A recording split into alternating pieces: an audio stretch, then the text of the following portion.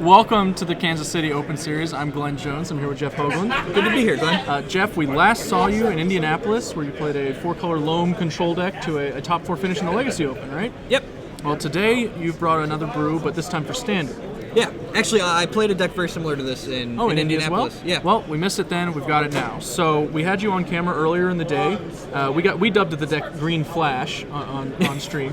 What do you call it? I call it Rug Flash. It's the colors. Sure, very close. Pretty much everything plays out at instant speed. There's a couple of cards like Mizzium Mortars and Pillar Flame that are just a must-have. But other than that, the entire deck plays out at instant speed. So what was the genesis behind developing this particular brew? I was kind of bored with the other decks that had in the format. I wanted to try and attack the format from a little bit different angle, and I really enjoyed never having to tap out on my turn. Sure. And I think Yeva is a very powerful card, even without other cards to flash in. Like just a 4/4 surprise blocker is a very serious clock, and a lot of times it trades with a creature for free. Yeah, it's obviously huge when people are turning to things like Mizzium Mortars to kill creatures. It's a card that's not very good against Yeva, considering you get at least a block or an attack with it, one or the other. Mm-hmm. So what kind of a role does the deck assume in most matchups? Okay, so the general game plan for this deck is you 1-for-1 your opponent a whole bunch, be it with counter spells or removal like Searing Spear and Mizzium Mortars, and then eventually every creature in your deck is some form of card advantage. Your Snapcaster kills something and leaves a 2/1 body behind. Your Wolfear Avenger is going to block and regenerate and kill 3/3s. Your Yeva is going to get surprise blockers. At its core, this deck is really a Huntmaster deck, though, because you have such great control over how much you flip it back and forth, because you can always pass your turn and then usually cast 2 spells on theirs to flip it back again. Yeah, in the booth we were actually describing how great Huntmaster seemed with Yeva regardless of which one you cast first. Yes. So I imagine one of the creatures that this deck has a little bit of trouble answering is just specifically Thragtusk, as far as just a value creature. Now, do you rely on your counterspells more for that, or Wolfear Avenger to grind it out? Where do you go? Usually counterspells are an ideal choice, but some of the mid-range decks are also playing Cavern of Souls, so Wolfear Avenger is definitely a good second best. Like, it blocks both halves of the Thragtusk, and a lot of the time if you have a Kessig Wolfrun on the table, you can attack through it and still push damage and regenerate. Also relevant, yeah. So yeah. I guess he plays sort of a Boros Reckoner style role in that capacity. Yeah, exactly. Okay.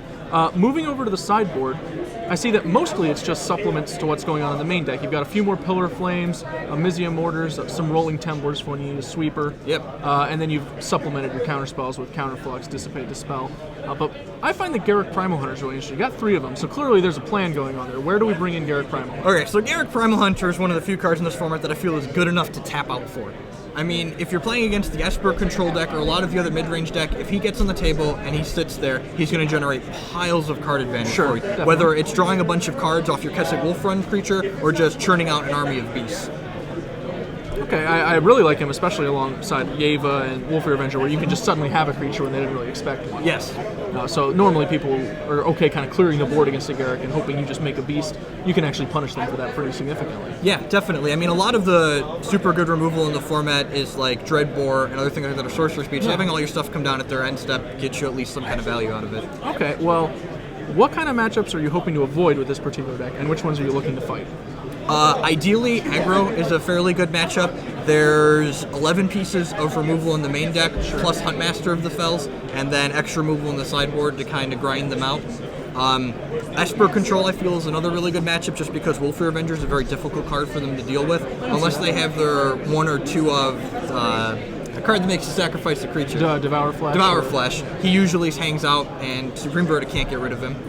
Okay, that makes a lot of sense. Matchups that are more difficult, the Junk Reanimator is very difficult if they draw 1 or both of their Cavern of Souls they're playing, but without those you have things like Syncopate, Disruptor, and Burial Rites and their large threats, so usually you can win through those. Yeah, I imagine the key is to be able to deploy a threat and then start holding open counter mana, because once they get the initiative, it's just kind of hard to retake it. Yeah, exactly. And when you do get behind sometimes, a Mizzium Mortar's Overload is a good way to mop up the field and restart. That's a removal spell I've personally gained a lot of respect for over the past week, so yeah. I can appreciate a good Overload. Well, Jeff, thanks for joining us. Yeah. Appreciate your take on the deck, and there you go. Thanks for having me.